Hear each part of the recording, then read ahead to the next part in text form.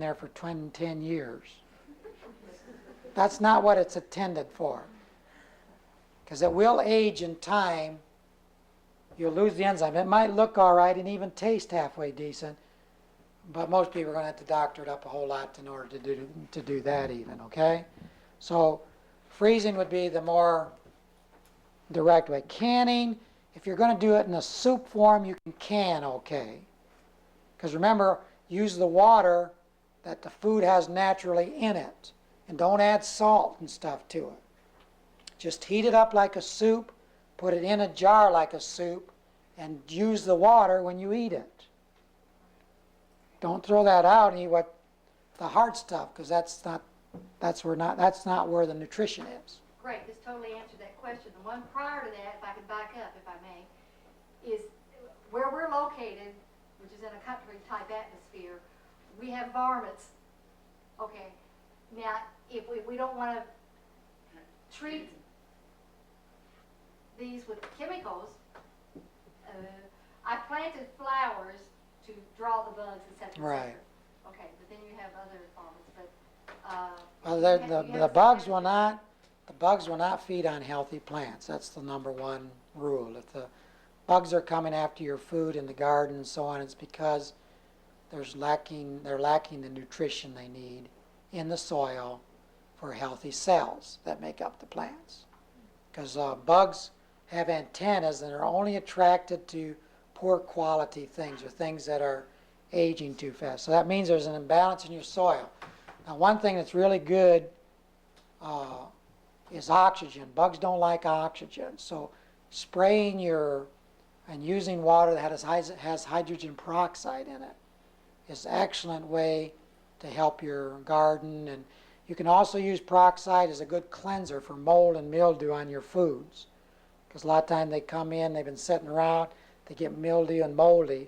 And so peroxide water is a good way to cleanse your foods or wash them. okay, is there a percentage of the hydrogen peroxide? Yeah, you want to get to about 1%.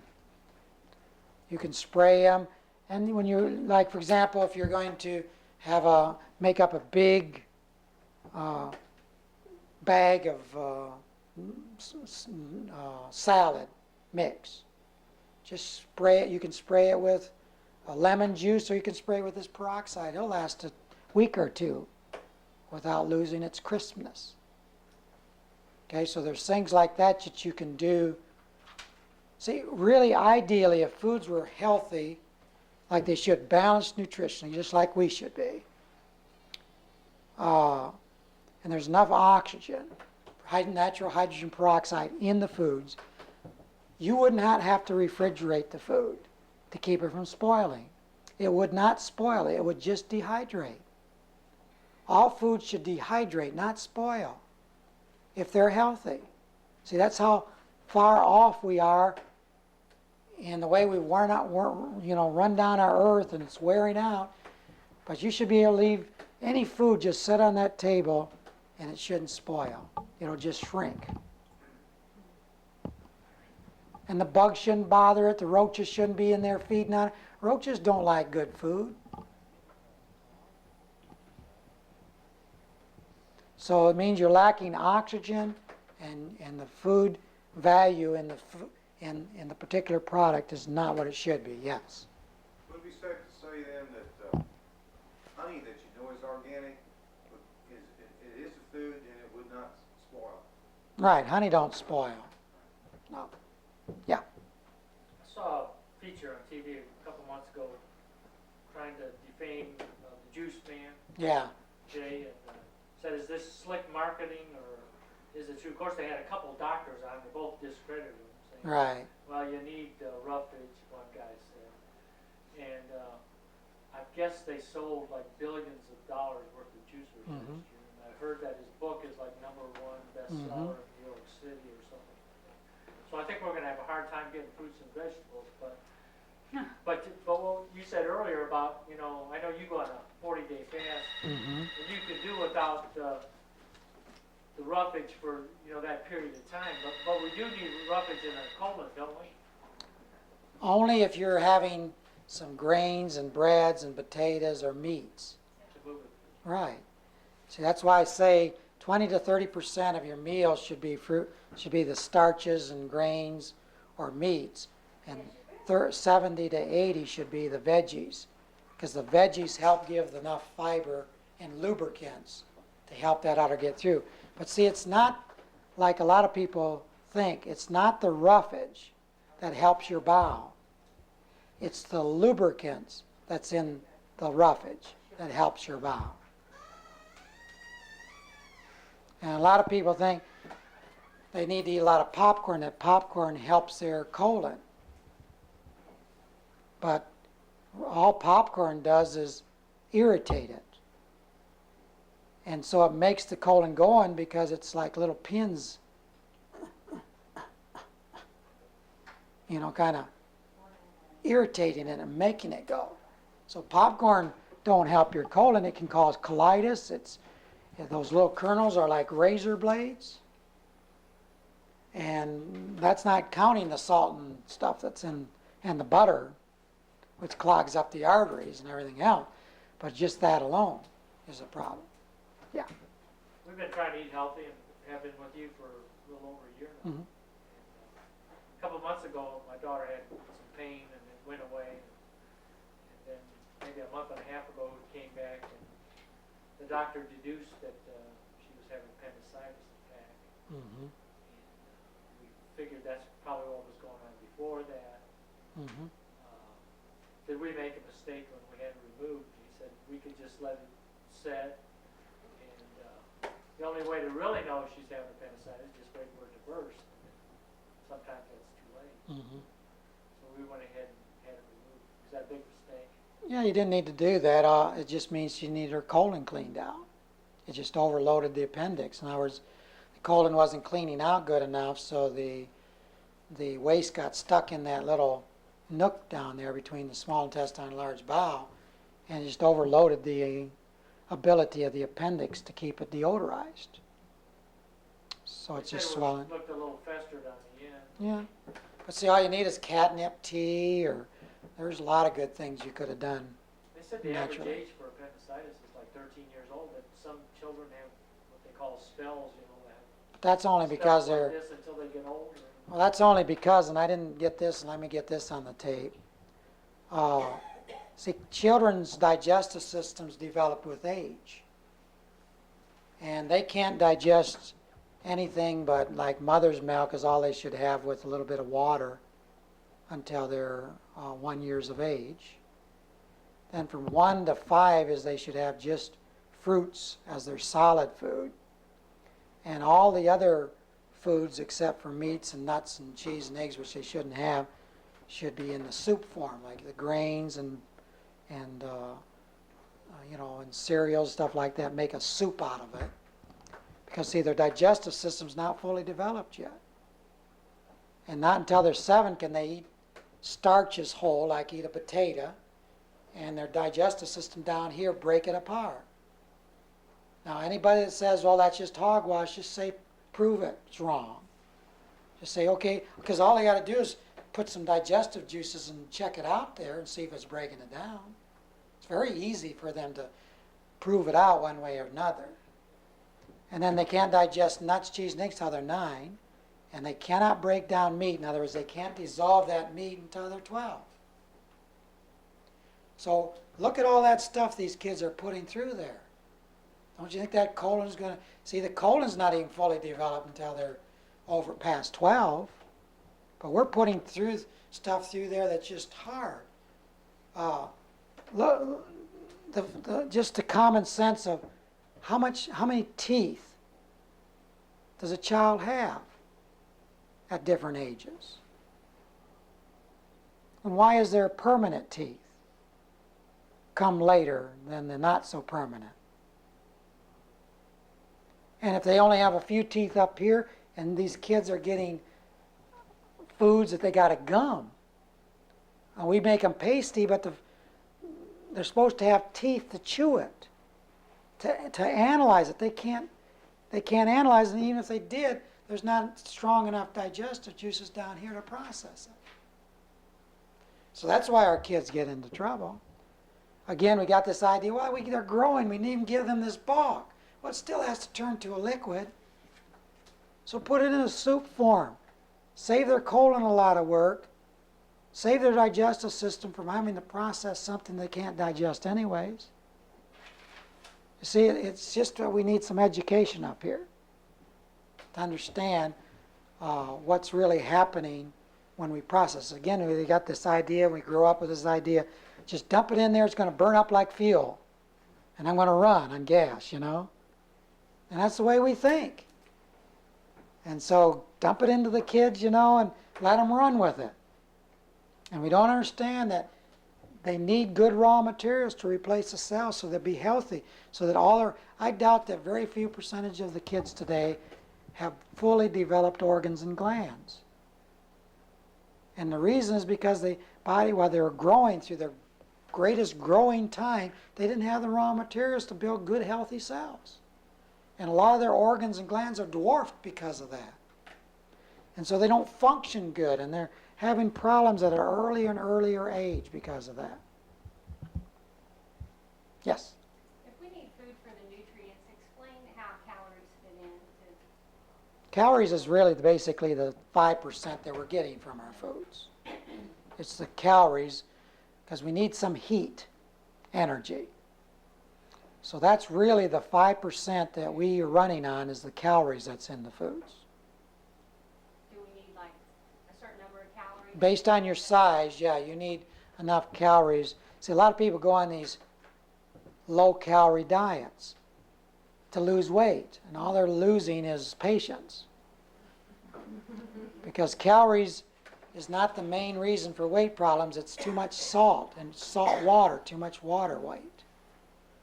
And so, but if you're active and busy, we need more calories.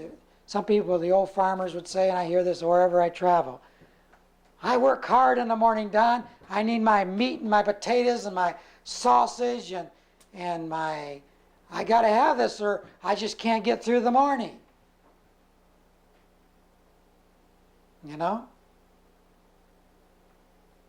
Well, all he needs is calories. That didn't get him through the morning. That's still there the next night or two. See, all I do is eat a lot more fruits in the morning to get more calories. But don't eat these heavy stuff, the stuff that takes a lot of work to break it down, the stuff that takes a lot of processing that we talked about earlier. Go with the simple calories, the quick calories like carrot juice, and juice some of these things and drink that to get your calories, and you'll have everything you need with the breathing to run on. I don't care how much you work. I mean, I work with Olympic runners, weightlifters, and these guys, they look like skin and bones, some of them, you know, but they're running miles and miles, and it's just their water weight's real low, you know. But they have to have lots of calories to run. But if they put a piece of meat down there, they ain't going to last that half a mile. They put a nice big loaded potato down there, you think they're going to run a marathon? It's serious. They're not going to do it. Even the ones that don't know a lot about what I'm talking about know that enough that it won't work. And so we're doing a lot of marathoning ourselves, aren't we? You know, you mothers, I don't know, with all your hats, I don't know how you keep up with all your hats and work too. And you're running a marathon all the time. And you better do it on some juice, not pancakes and stuff like that, because what you're doing is your body's asking for calories, not more food. You're not hungry. You're never hungry for food until 40 days. Then you can get a hunger. Okay? So what you're hungry for is air, good breathing. You need more oxygen. Stress is tightening you up maybe. You need water. You're hungry for water. Look at that first. Or maybe you're not getting enough rest or you're eating too late. Always do work on those first, and if you're still hungry, then it means you got a poor digestion, or maybe you're not chewing your food too good, or maybe you're eating the wrong kinds of things. I want to mention back to the juices. I've been using a juicer for 10 years, and I've been selling juicers 10 years because I really sold on them. And but as far as you was talking about the digestion starts in the mouth, you don't drink these juices. You're not supposed to drink them. You're supposed supposed to chew 'em. sip them. Right, it's a good point. And let them be in You your should- mouth a while. Like you should chew the solid foods to get them analyzed and everything. But when you're juicing something, you still have to analyze it. Almost all your carbohydrates, whether it's from starches, grains, potatoes, or fruit juices or fruits, they're digested up here, not down here.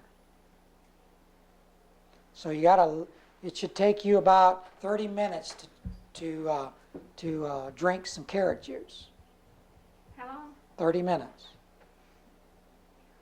How much is the most you should drink? Not over 8 ounces in an hour. If Yeah. you drank a pint, what would that do to you? Nothing? Too much. It's an overload on your system. It's like putting sugar in your gas I tank. mean, like drink one glass and then wait a while. Let's raise our hands or we're going to get it going here. When you put too much gas or sugar in a gas tank or put high octane premium in a car that runs on regular, then you're going to burn the valves up. So you can just like over vitamize, you can over juice your body too. You got this idea, a little bit's good, a lot's got to be better. And that's not true. That's a big lie. You said And- 8 ounces in an hour. Right, not over 8 ounces now, yes. That Jay, the juice man, in his literature, he says that the enzymes would die in the juice in 20 minutes. Yeah. It's That- 30 put is, parameters on it's it. about 30, yeah, because the centrifugal force breaks it down. So you need to get it fairly quick, but doing this is not getting it either. You swish it around your mouth. Mouth, right. You drink your chew. You chew your drink. That's the way you're supposed to do it. Don, we have so many friends that want to borrow our tapes Mm-hmm, that I have 2 made of each one. It's that. mm-hmm. But I would like to ask you some specifics because the people that are borrowing these tapes are waiting to hear specifics. Right. So let me just mention some names and you just say yes or no as Okay. Okay. Hot dogs. Bologna. Now these are even the whole bologna. Bratwurst. You know why the hot dog, I mean, they put everything in it. The legs, the tongue, the intestines. Also stay away from chicken loaves. You know, the chicken turkey loaves? They got the whole thing in there. Beak.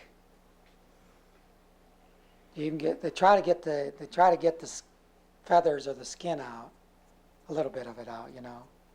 The feet. Is that enough help?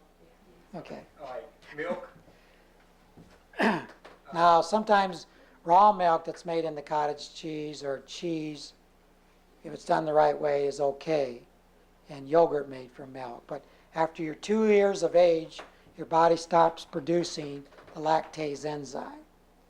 And that's the signal from our Creator, the way He made us, not to have milk after you're 2. Okay? Every animal is weaned, but we've been talked into continuing to drink milk as much later than we should. And it clogs up the colon, not considering they pasteurize and homogenize it, which makes it rot instead of ferment. But it just clogs up the colon. I think it's the main cause of cancer of the colon is milk products, or so-called milk products. Okay. Yes. I'll just go through these real quick and then you can. All right, comment on. Cheese, peanut butter, shrimp, scallops, lobster, crab, pork, catfish, popcorn. Right. Good stuff. Butter, margarine. And on your juicer, did I understand you right that when you juice it, you drink it? Right away. Well, I mean, by that I mean you get it in your system right away. You don't save it. Right.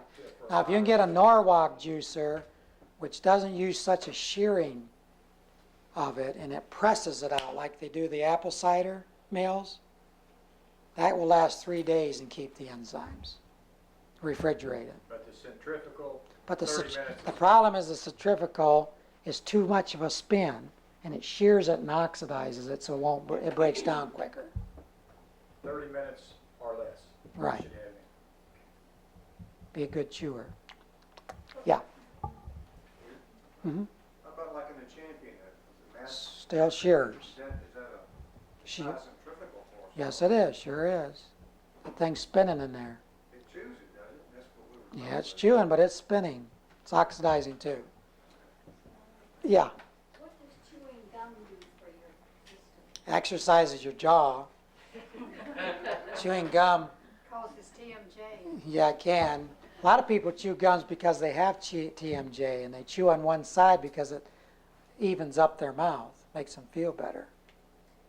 If your bite's not good, your teeth are very important to the whole digestive system.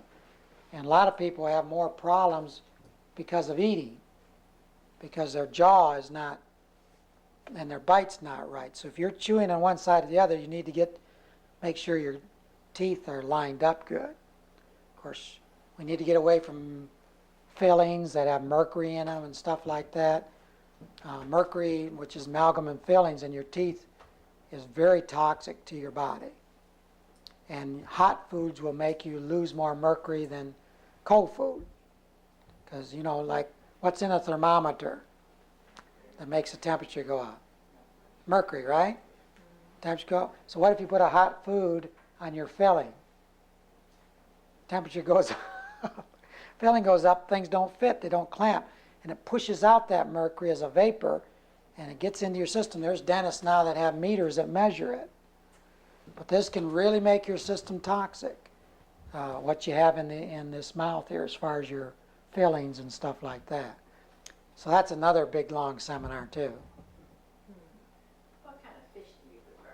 Or is that Your safest fish today is trout, because trout can't live in polluted air or water. They'll die just that quick. so many degrees before they can live? Right.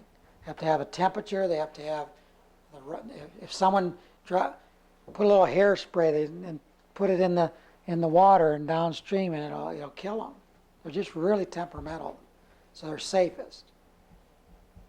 The ocean fish are safer than the lake fish generally, because saltwater fish, the water's more protected because of the salt water. It's more preserved. When you pollute a lake without the salt in there, then it's more apt to get into the fish. Yes? Off the subject a little bit, but just give me your impression about chelation therapy. I know my father-in-law took it. When you looked at him 10 years ago, he was gray. Mm-hmm. And after he went through a series of treatments, he looked like he had baby skin. Now, it's just a way of cleansing. It's a way of cleaning out the obstructions in the body, metal toxins as well as other things. It's just a basic blood cleansing. Yeah, and tissue cleansing too, to a degree. You had a question? Yeah, how about a thermos jug for juicing? Would it last very long in a good thermos jug? No, just even refrigerate it after half an hour, it's gone. Now, some people can, if you'll freeze the carrots and then juice it cold and frozen, and then put it right into the freezer, you can get it that way. You can make extra up that way and you'll be okay. But the problem is it takes so long to thaw it out. So by the time you thaw it out, it's a toughie. Unless you can get these Norwalk type of juicers, you really just got to drink it as soon as you get it to get the life, because it's so alive. And once you take it out of its protective fiber, it's gone very quickly. Is the bottle of carrot juice any good from the health food store? I don't use it, I have a juicer, but I have drunk it. Not if they've Bottle hit, doesn't taste good. not if it's not for the same reason I just said. If it's not done quickly, if they did a Norwalk, it would be okay, because you can have time to thaw it out and all kinds of stuff like that. Bobby? I forgot. Someone has their hand up. Right, Way back when, you were talking about the gallbladder, right. this cleansing deal that I've tried to do, and I've heard you say that many of us need to cleanse it out, and it makes me feel like I'm going to throw up. Right. You said, well, it does kind of throw up that, Dirty bile, yeah. yeah.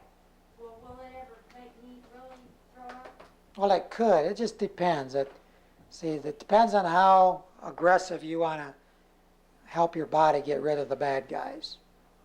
If you're willing to put up with some junk, see, people don't understand that when you start eating better and start giving the body more to work with, then your body goes through withdrawals. See, it's not that the good food's making you feel bad. It's just that you're exchanging good food for these other addictive type foods that when you go off of, you're going to go through a withdrawal. And some get what would seem deathly sick. You know, they could be just laying in bed and can't move. But if they won't fight it and they just keep giving the body water and keep trying to work some breathing in, it'll get rid of that detoxification, and they'll get on that other side and they'll be at another level of energy. I mean, if you've ever seen a cocaine addict come off of cocaine, he's jerking, he's just, you'd think he's just going to fly apart, that he'll never make it. The same for a lot of alcoholics. You think when you put them on the old, purging table, they're just going to go crazy. They're going to die. They think they're going to die, but they don't. So the body is wonderfully made, and if you give it what it needs, no matter what it's going through, it's trying to help you out. It's trying to balance or trying to get something out that don't belong in there so that your body's vitality can come up there where it's supposed to be. Yes? Is there a reason why you say to do this at night? Well, it's just you're resting more. Okay? But I can't sleep because I'm too nauseous. Well, you will for that time you're doing it, see. And we might have to do with a bad night, when we do it once in a while, but that's part of the sacrifice we have to make. Look at all the years that your body. One night? Just do it one night? Yeah, usually.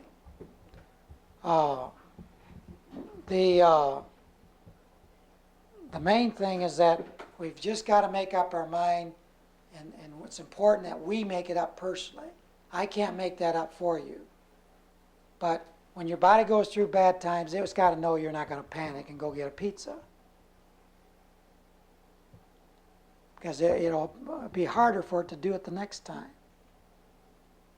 The more positive you are and dedicated you are to helping the body get the job done, the more it cooperates with you, the more it works with you, the more it will help you, and the better you'll feel going through it.